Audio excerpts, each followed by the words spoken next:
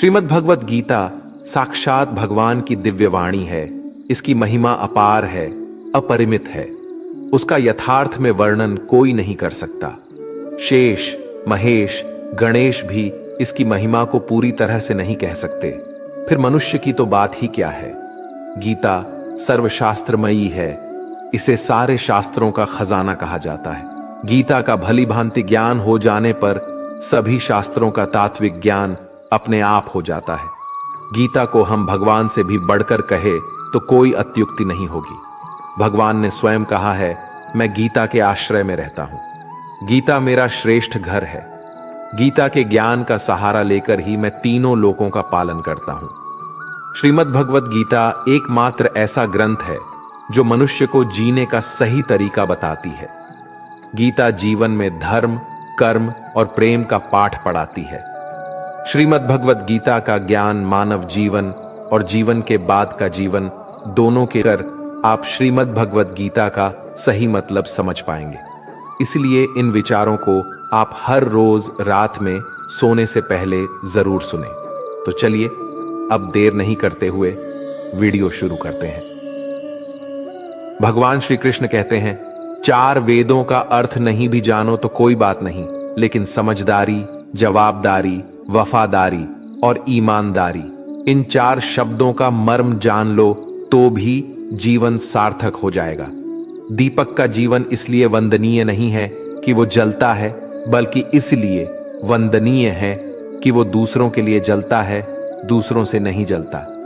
हमारी आस्था की परीक्षा तब होती है जब हम जो चाहे वो ना मिले और फिर भी हमारे दिल से प्रभु के लिए शुक्रिया ही निकले।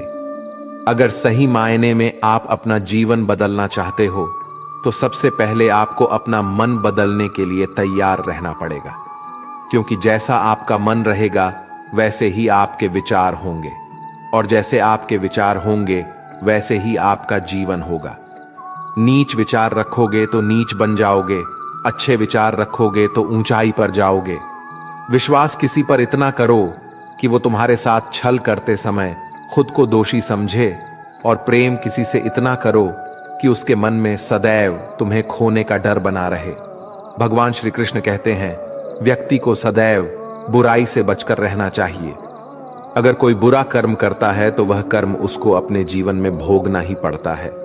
जिस प्रकार सैकड़ों गायों के बीच बछड़ा अपनी मां को खोज लेता है, ठीक उसी प्रकार कर्म का फल आपको हजारों के भीड़ में भी खोज लेगा।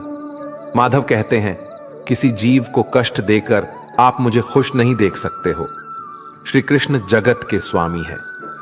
वह कण कण में निवास करते हैं। छोटे से छोटे जीव के हृदय में ईश्वर का वास होता है। उस जीव को कष्ट का अनुभव होना ईश्वर को कष्ट का अनुभव कराता है। इसीलिए किसी भी जीव को कष्ट देना ईश्वर को कष्ट देने के समान है। मृत्यु एक अटल सत्य है जिसे कभी बदला नहीं जा सकता है।